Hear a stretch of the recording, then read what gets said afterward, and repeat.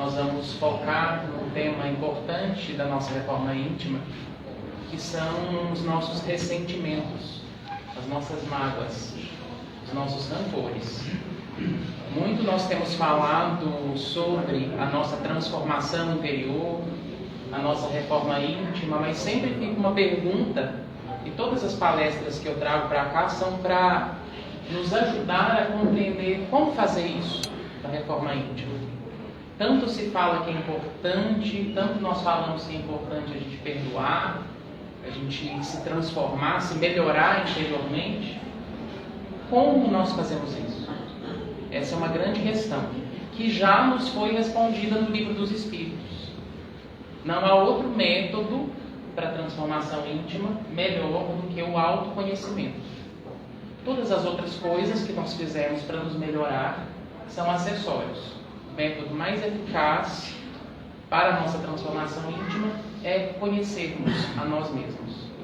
E nós somos muitas coisas. Nós somos almas milenares, nós temos muitos sentimentos, muitos defeitos, muitas qualidades, muitas tendências e características, e nós precisamos, às vezes, para fazer esse processo de autoconhecimento, focar num assunto. De preferência aqueles que nós temos mais dificuldade. Então, essa série de palestras que nós começamos agora, nesse e nos próximos meses, são sobre emoções que nos perturbam. Hoje falaremos sobre ressentimentos, no mês que vem sobre ciúme, no próximo mês inveja. Só coisa fácil, né? Então, hoje nós vamos começar essa reflexão sobre os nossos ressentimentos. Como a proposta é de autoconhecimento, nós vamos fazer um combinado aqui. Você só vai pensar em si mesmo nesses minutos ao longo dessa palestra. Você não vai pensar assim, nossa, minha filha tinha que estar aqui, ouvir isso aqui, porque ela tem que perdoar não sei quem. Pense em quem você precisa perdoar. Porque nós tanto temos falado da importância de perdoar, todos os processos de cura que nós buscamos, então ela acabou de explicar sobre o tratamento, sobre os processos de cura pessoal, de cura emocional, de cura física. Guardem essa primeira ideia. Todos os processos de cura têm a ver com perdão. Todos os processos de cura têm a ver com perdão. Então, às vezes é perdoar alguém, às vezes é perdoar alguma situação que te aconteceu, às vezes é perdoar a si mesmo. Mas sempre tem a ver com perdão, esse processo de autocura. Tá, perdoar muitas vezes é bem difícil, a gente fica falando, precisa perdoar, e ninguém sabe como que faz isso, aí algumas coisas a gente não dá conta de perdoar, e aí, como que faz? Então nós vamos entender primeiro o que nos dificulta perdoar. O perdão é a cereja do bolo. A gente vai fazer um caminho de o que faz eu ficar uma pessoa ressentida? O que faz eu ser rancoroso? O que faz eu guardar mágoa? Alguém tem alguma pista? O que nos faz nos tornarmos pessoas ressentidas? Guardarmos ressentimentos, guardarmos mágoas? Orgulho. Boa. Foi direto ao ponto. Alguém mais? Tristeza. Orgulho, tristeza, mais uma, para ajudar no nosso raciocínio. Tá tudo certo. Oi? Sentir-se fraco. Uma fraqueza. Sim, ótimo. Tá bom. Eu vou juntar essas três ideias, então, para a gente desenvolver nosso raciocínio. Geralmente, as pessoas que mais nos ferem são as que a gente mais ama. Essa é uma questão. Quando a gente está falando de ressentimento, a gente está falando de amor. Um amor que adoeceu. Geralmente, alguém que a gente amou, confiou, aí traiu, enganou, nos decepcionou. Então, geralmente, no ressentimento, tem feridas que nós precisamos olhar. Tem tristezas, que foi o que ele disse, que nós precisamos olhar. Porque, geralmente, é algo que nos feriu. Às vezes, que feriu o nosso orgulho. Tem orgulho ferido. E, no lugar de orgulho, a gente não larga o osso, a gente não solta a história, porque vai parecer que você é bobo, que você é fraco, que você aceita tudo.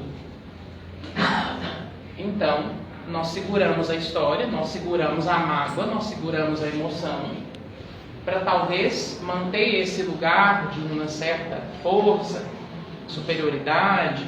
Eu não vou deixar mais ninguém fazer assim comigo.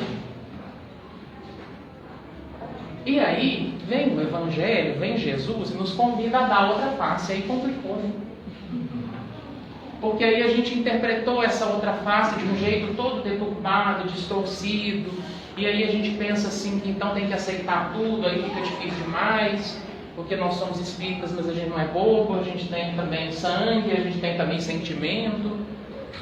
Então, como que é essa coisa do dar outra face?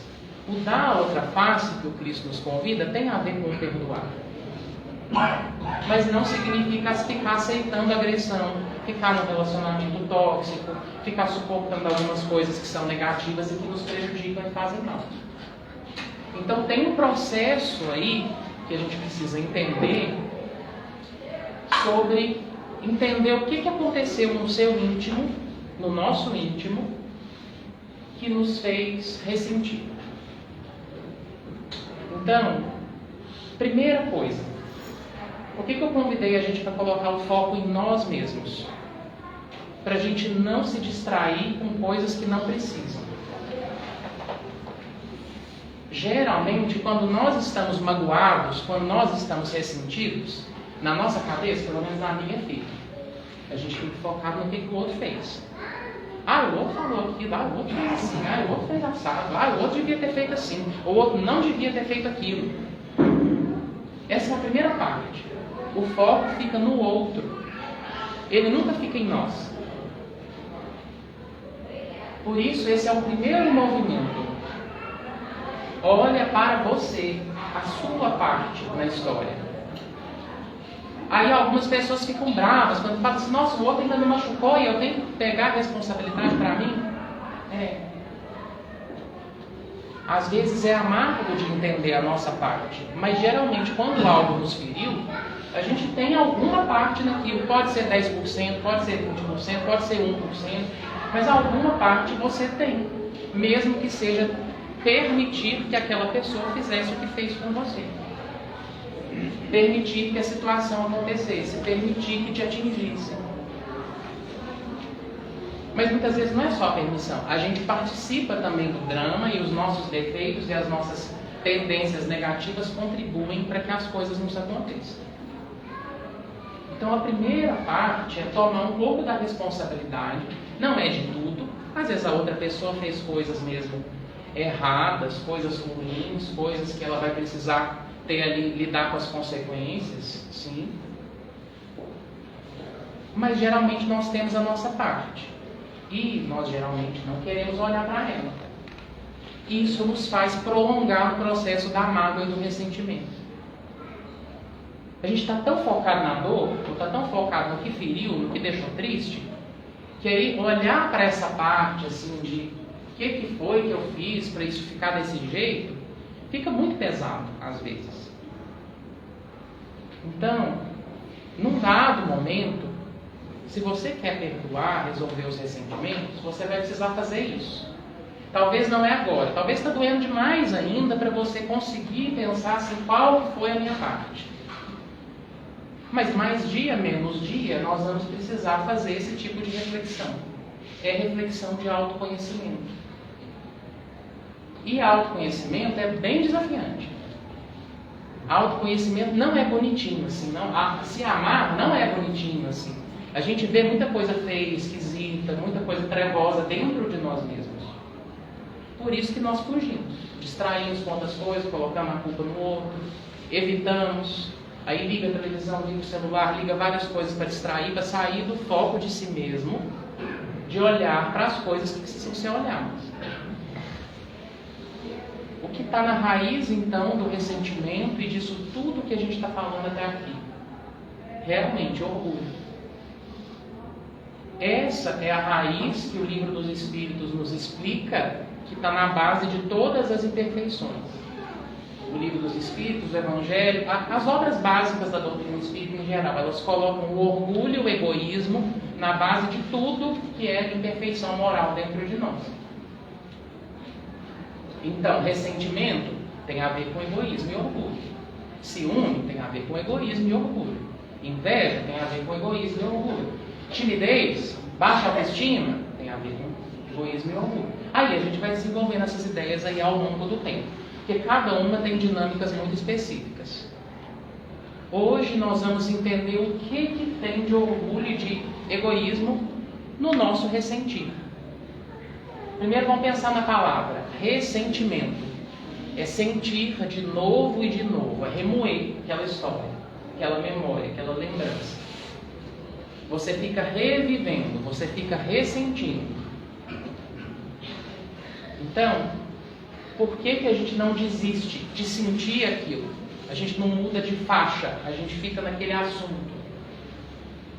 Porque geralmente tem uma ferida e tem algo que feriu o nosso orgulho. E aí a gente vai precisar olhar para o quão orgulhosos nós somos. Aí ficou mais complicado ainda, porque aí algumas pessoas vão falar assim, não, eu não sou orgulhoso. Não, fulano que é orgulhoso, eu não sou tanto. Eu não sou egoísta, eu compartilho as minhas coisas. O egoísmo e o orgulho têm muitas facetas. Alguma delas você terá. Se você está aqui encarnado, você tem essas coisas. Por enquanto. Não vai ser assim para sempre. Mas se nós estamos encarnados aqui na Terra, eu, vocês, todos nós temos as dinâmicas do orgulho e do egoísmo dentro de nós. E elas estão na base do ressentimento e da dificuldade de perdoar. Então, eu trouxe uma passagem do Evangelho, e ela é explicada e ampliada no Evangelho segundo o Espiritismo, que é a passagem onde Jesus fala: por que você fica preocupado com o cisco no olho do teu irmão e não olha para a trave do seu? Lembra dessa passagem? Do cisco e da trave do olho. Por isso que eu estava fazendo essa reflexão no início. Por que a gente fica olhando e prestando tanta atenção no que o outro fez e a gente não olha para as nossas questões? A gente faz isso em virtude do orgulho. Aí eu destaquei aqui algumas frases dessa lição no Evangelho segundo o Espiritismo, que é capítulo 10, item 10, onde explica essa passagem do Evangelho. No capítulo 10, item 10, os Espíritos explicam assim, eles trazem essa frase aqui que eu deixei de ver. Que pensaria eu se visse alguém fazer o que faço? Essa é a primeira pergunta para a gente se fazer. Porque geralmente no orgulho a gente tem a tendência de julgar o outro, de achar que eu estou certo, o outro é errado. Mas o que pensaria eu se eu visse uma outra pessoa? Pensa que é uma outra pessoa agindo do jeito que você age. O que você falaria? O que você julgaria? O que você ia achar? O que você ia falar? Se a gente faz essa mudança de lugar, aí a gente vai falar as coisas que a gente falaria de outras pessoas. Vai começar a julgar, vai começar a criticar, vai achar isso, achar aquilo, isso é certo, isso é errado e tal. Nós vamos perceber facetas do nosso orgulho. Porque geralmente, e aí é o que diz lá no Evangelho, incontestavelmente é o orgulho que leva o homem a disfarçar para si os seus defeitos. Então, geralmente, a gente vai usar esconderijos, e o ressentimento é um deles, a mágoa é outro deles, que são parecidos, para esconder os nossos defeitos. Então, eu estou tão machucado, eu estou tão ferido, eu estou tão triste com o que aconteceu, aí eu deixo para lá o meu defeito, a minha parte. Aí o foco fica sendo o outro. Tá? Mas quando você olha para você, para o jeito que você age, para o jeito que você vive a sua vida, nós, na nossa intimidade, que conhecemos os nossos pensamentos, os nossos sentimentos, as nossas atitudes, inclusive o que ninguém vê, a gente sabe que a gente não é perfeito. Quem se coloca nesse lugar de perfeição, ou que não pode errar de jeito nenhum, ou que nunca errou com ninguém, que fez tudo certo, que foi um pai perfeito, um marido perfeito, uma mulher perfeita, um filho perfeito, um profissional perfeito. Quem se coloca nesse lugar está assim, nível elevadíssimo de orgulho. Nenhum de nós é perfeito. Então, geralmente, as pessoas mais ressentidas, elas se colocam nesse lugar de santo, de inocente, de eu não fiz nada. Eu só queria ajudar. Eu fiz tudo para a fulana e aí ela me decepcionou. É um lugar muito bom, entendeu? Nenhum de nós aqui é santo nenhum. Todos nós temos as nossas faces angélicas, bondosas e também as diabólicas. Nós temos luz e trevas. Todos nós temos. Então a primeira coisa, para começar a perdoar, você tem que sair desse lugar de pessoa santa. Em algum lugar a gente acha que, geralmente, a história que você tem dificuldade de largar e perdoar, você está se achando um pouquinho melhor do que o outro. Você está achando que você foi lesado, que você fez tudo de bom e o outro fez tudo de bom. Geralmente tem essa polarização. E aí é um lugar de vítima, uma vítima santa, uma vítima pura, uma vítima que não fez nada. Então a primeira coisa para a gente perdoar é sair desse lugar. E sair desse lugar não é fácil. Quem não gosta de estar certo na situação? Quem não gosta de ter razão? Quem não gosta de ficar nesse lugar assim, não, mas eu fiz tudo certinho, outra pessoa que errou. Quem não gosta? Esse lugar tem a ver com o nosso orgulho. Para perdoar, a gente tem que descer de lá, do alto da majestade, do alto do pedestal, do lugar de pessoa pura, correta, certa, cristã, bondosa e caridosa. Nós sabemos que nós não somos. Nós tentamos, mas nós não somos. Porque se a gente olhar bem a fundo, olhar e esmiuçar e olhar para as nossas questões, nós vamos ver os nossos defeitos. Aí talvez fica mais fácil admitir assim, eu tive essa parte aqui, eu fiz isso também, eu também contribuí. Aí fica mais fácil olhar e pensar assim, tá, o outro errou. E não ficar remoendo tanto. Não é tão simples assim.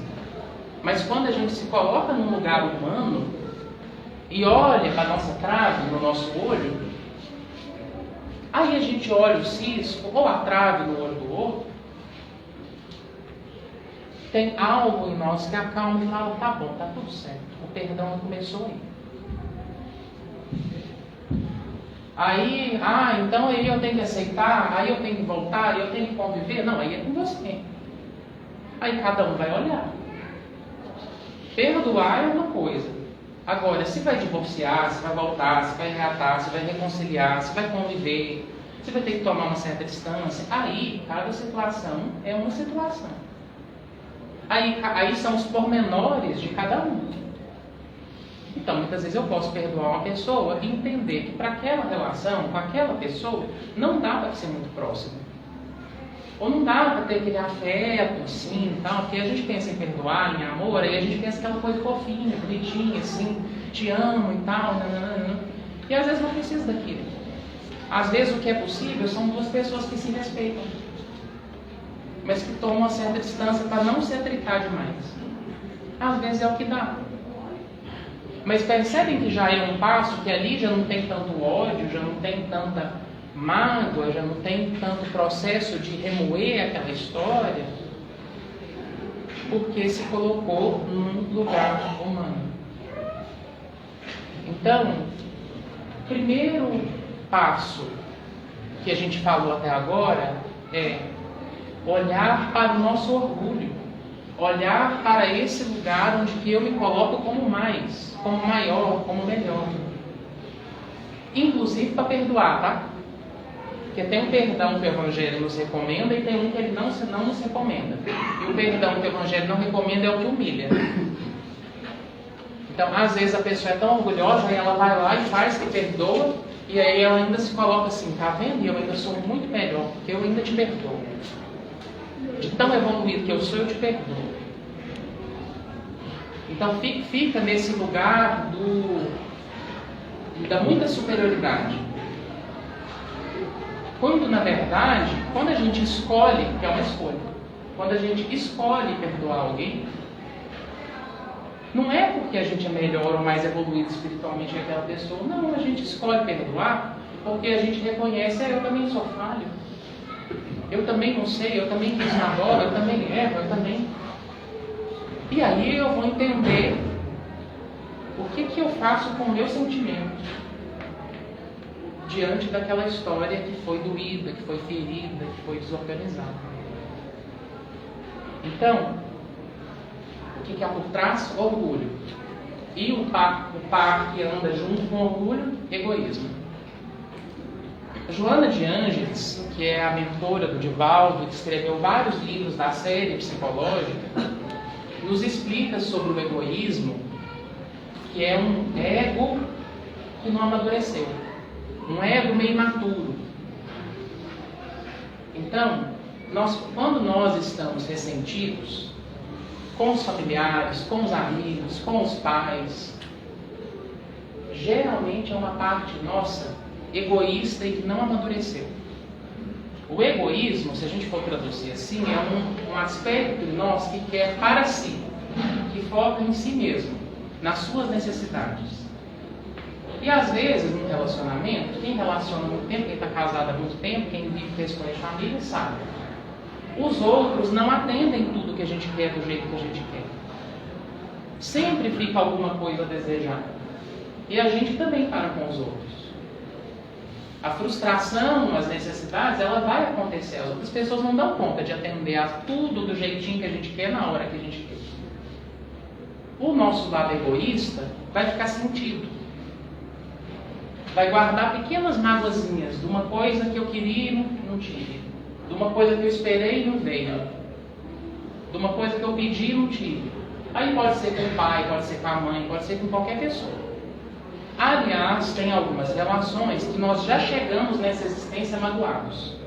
Não aconteceu nada, eu só nasci. Já cheguei com a mágoa lá da vida passada. Porque nós trazemos ressentimentos mais antigos, mágoas mais antigas, de outras histórias que já aconteceram. Então, esse assunto, ele pega no nosso ego. E geralmente as situações onde nós ficamos mais ressentidos, irritados, magoados, encolerizados, são as situações onde nós damos muita importância para o nosso eu, para a nossa personalidade. Então, geralmente você vai ouvir uma pessoa ressentida, magoada, ela vai falar, eu não fez assim, que eu queria isso, que eu queria assim, que eu queria assado, que eu esperava isso da minha mãe, ou do meu pai, ou do fulano, do ciclano. Geralmente tem um foco no eu.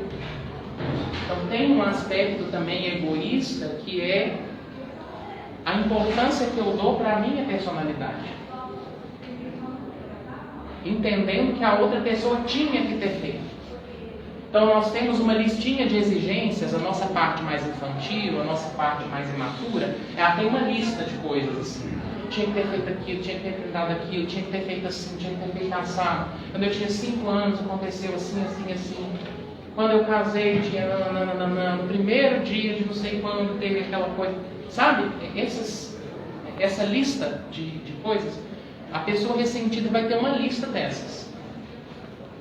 E tem pessoas que a gente tem uma lista maior. Quanto mais tempo de casado, maior é a lista, né? Dessas coisinhas que vão ficando, acumulando, e que a gente vai, não me deu aquilo, não fez assim, não fez assado. Então, tem aspectos que são do nosso egoísmo e tem aspectos que são do nosso orgulho.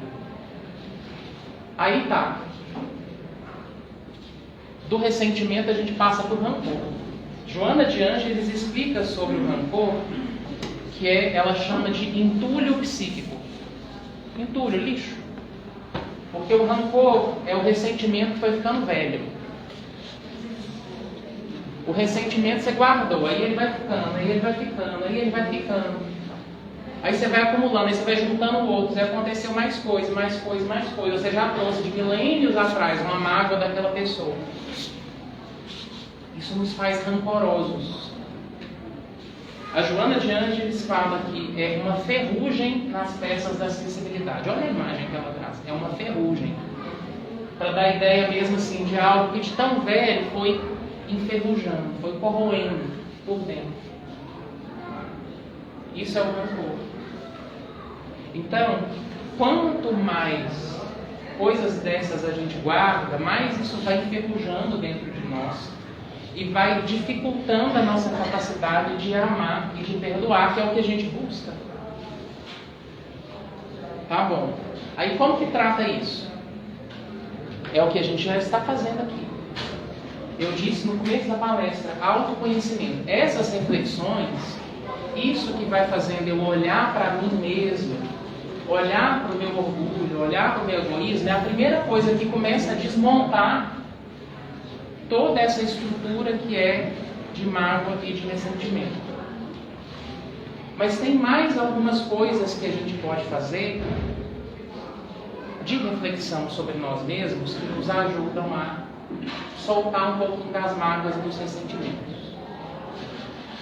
Se eu disse no início da palestra que é para cada um buscar a sua responsabilidade, mesmo que seja 1%, para cuidar dos nossos ressentimentos, nós precisamos procurar a vítima dentro de nós e desistir desse lugar de vítima.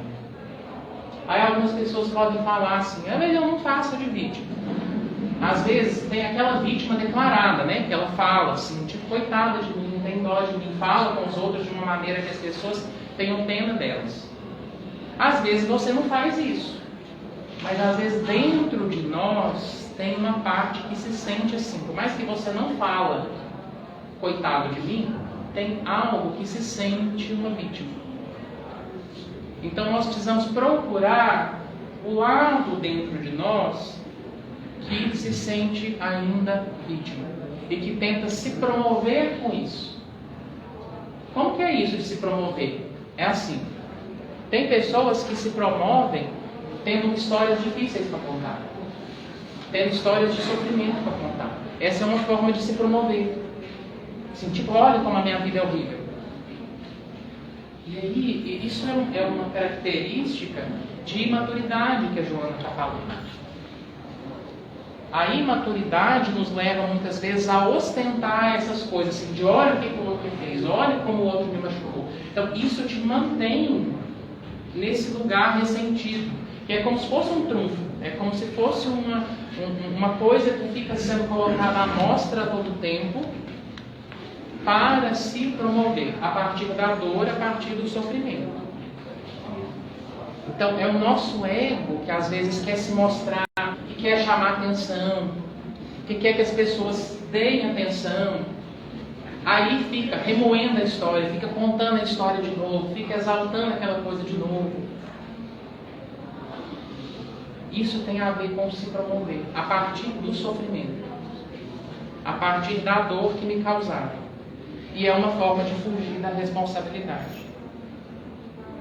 Outro aspecto de imaturidade.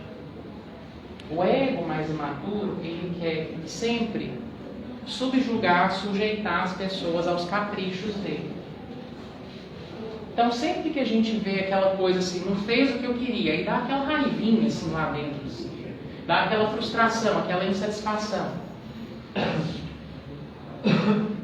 Nós precisamos desistir de controlar as pessoas.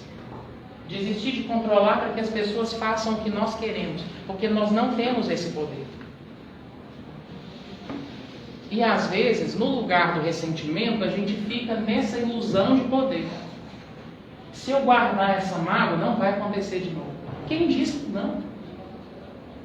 Se eu não perdoar, se eu lembrar esse negócio aqui dentro de mim, se eu ficar cultivando, falando, segurando essa história, eu vou parecer uma pessoa forte, eu não vou parecer fraco, não vai me repetir, não vai se repetir comigo isso. Ninguém vai me enganar de novo, às vezes fica sendo uma defesa, sabe? Ninguém vai passar aqui dessa barreira que eu coloquei. Cria uma barreira, às vezes até se protege, mas aí não ama. O coração fica todo enferrujado. Aí o amor fica dificultado. Fica difícil amar, às vezes até outras pessoas, nem é aquela que te feriu. Aí fica difícil amar de novo. Fica difícil ir para uma outra relação. Fica difícil, às vezes, se relacionar com outras pessoas da família que não tem nem a ver com aquele problema. Fica difícil se abrir e confiar em outras amizades. Começar outros projetos, outras coisas. Então, a vida fica meio estagnada. Quanto mais ressentido, mais estagnada a vida. Porque aí as coisas não fluem. Porque aí o amor para, você segura e fica ali segurando e remoendo aquela coisa. Muita energia se gasta com aquilo. Então fica pouca energia às vezes para criar novas experiências, viver outras histórias, viver novas coisas, superar aquilo. Entendem o quanto de mal nos faz? Só que às vezes é com uma tentativa de se proteger. É uma tentativa de que não aconteça de novo.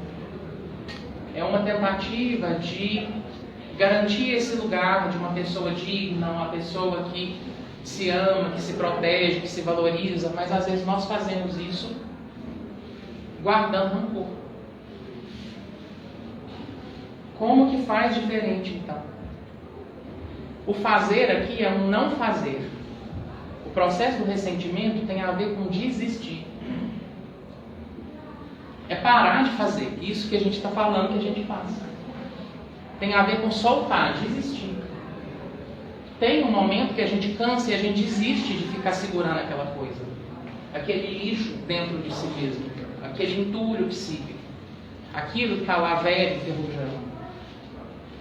Tem um momento que a dor inicial já causou tantas outras dores, porque aí você ficou amargo, aí você ficou triste, aí você ficou deprimido, aí você não amou mais ninguém, aí você não viveu mais nada, aí a sua vida paralisou ali. Tem um momento que satura, que você fala assim, tá bom, não quero mais alimentar isso aqui. O que passou, agora é outra fase, eu vou reconstruir. Esse vou reconstruir, esse é outra fase, esse, tudo bem, eu vou focar no que eu posso fazer agora, no que eu posso cuidar agora. É cuidar de quem? De você. É parar de focar no outro e cuidar da sua ferida. Tá, feriu em algum lugar? Tá, o que você precisa cuidar? Cuidar do seu emocional, cuidar do seu coração. Chorar aquela dor. Se permitir cuidar daquilo de alguma maneira. Cuidar de você, valorizar você. Buscar ajuda psicológica, espiritual, médica, muitas vezes, às vezes as três juntas. Aí você começa a escolher você, ao invés de ficar apontando o dedo. E aí é mais fácil pensar assim, tá, eu perdoei, e eu aprendi algo com aquilo. E talvez eu vou levar a minha vida, os meus relacionamentos, as minhas sociedades, os meus namoros, o meu próximo casamento, de um outro jeito. Um jeito mais maduro, um jeito que aprendeu, um jeito que sabe lidar com as coisas de um jeito diferente. Aí, só faz isso quem se analisou. Só faz isso quem se olhou. Não tem como eu amadurecer se eu não me analisar, se eu não olhar para mim. Então, procura onde que está essa vítima dentro de você. E com muito amor, com muito carinho, ajude a si mesmo a desistir de segurar isso.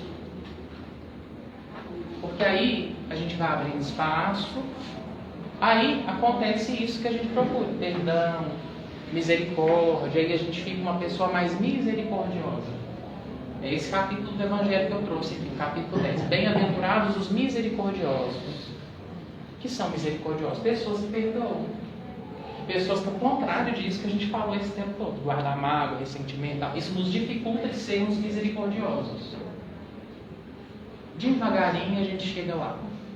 Devagarinho a gente vai cuidando das nossas dores e desistindo disso e amadurecendo, florescendo essa nossa capacidade de amar, que está dentro de cada um de nós. Nós somos criados para isso.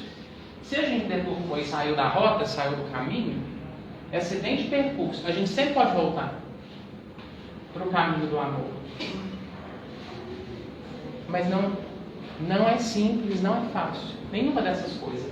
Aí quem está aqui me ouvindo e que está aí matutando com as suas questões, com as suas histórias, com as suas feridas, sabe que não é fácil, mas é possível. É possível.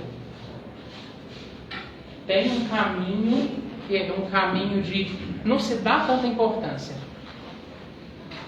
não focar tanto na dor, não se colocar nesse pedestal de santidade, se colocar no lugar do humano. Mas também é um lugar de escolher ficar do seu próprio lado e se cuidar, e se amar. Não guardar lixo, não acumular lixo dentro de si mesmo.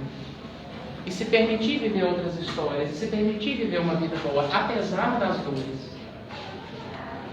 Então, que Jesus nos abençoe nessa trajetória de cuidar desses nossos temas que não são fáceis, que nos incomodam, que nos perturbam, mas a ideia é isso, é mexer o doce, mexer isso que está dentro de nós, para que as coisas se movimentem e a gente possa viver melhor, ficar melhor, se sentir melhor, mais harmonizado. E é isso que eu desejo a cada um de nós hoje, que a gente possa levar daqui o melhor, buscar o melhor e se sentir melhor, né? Um pouquinho a cada dia. Fiquemos todos em paz e boa noite a todos.